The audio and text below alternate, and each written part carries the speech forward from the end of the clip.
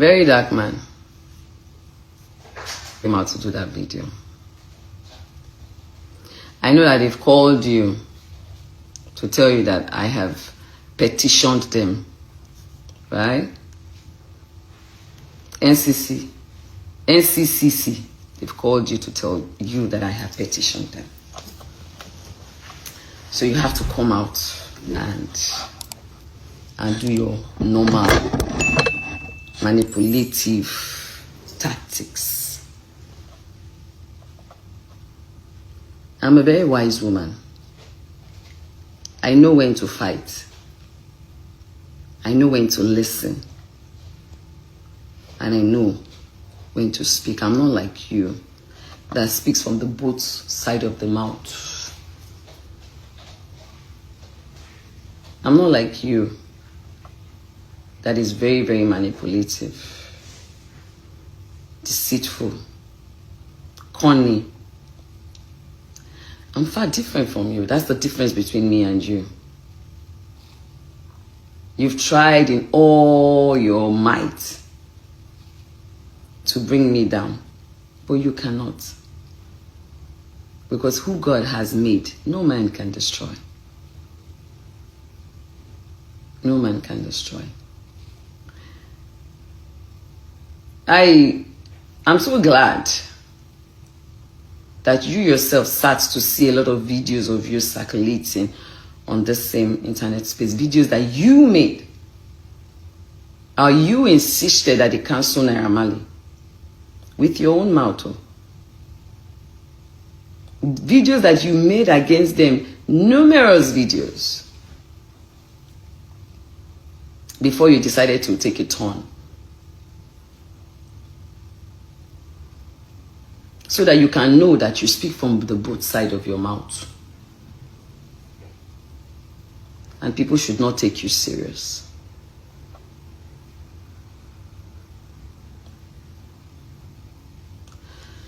Guys, let me go straight to it. So, yes, I was invited by the, police people? They call them the National Cyber Bullying stuff, right? And I was on my way to Tanzania for Priscilla's wedding when I was called upon. I saw the letter. I sent it to my lawyer. I put a call through. I sent a message that I'm not going to be around, but when I come back, I would honor their invitation. So I traveled, I came back. When I came back, they responded with a letter and asked me to pick a date. I picked the date. And we went, me and my lawyer, we got to Abuja.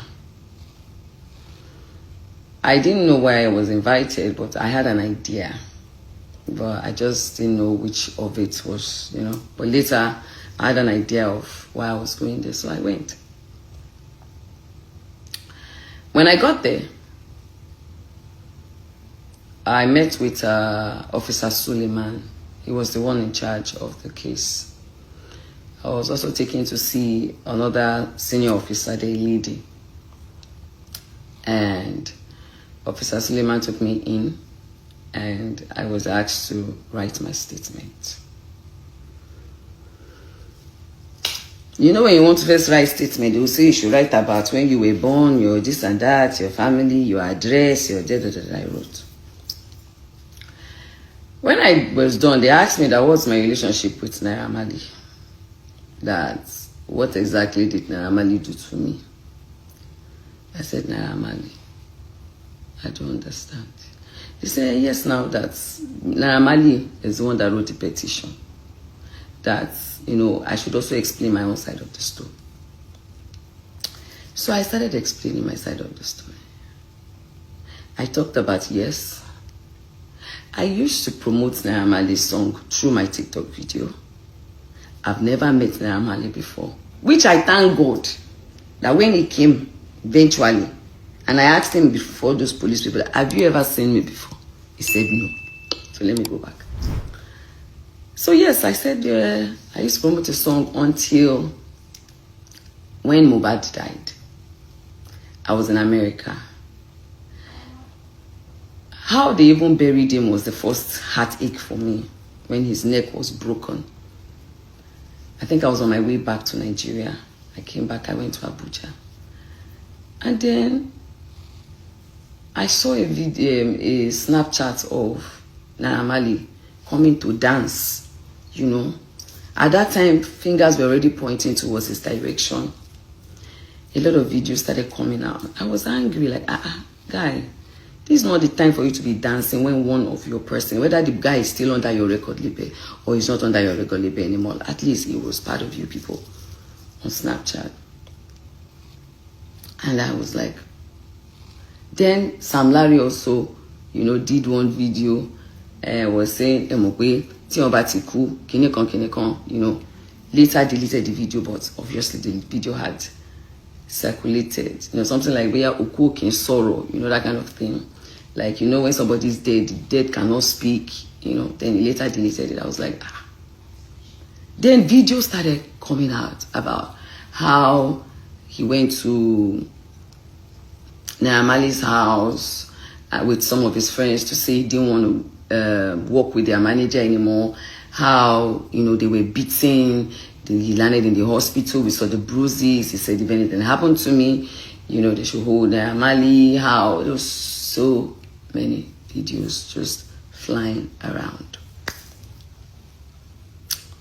Until when I now saw Sam Larry's video, when Zlatan and Mohbad were having a video shoot, and he came in with some boys.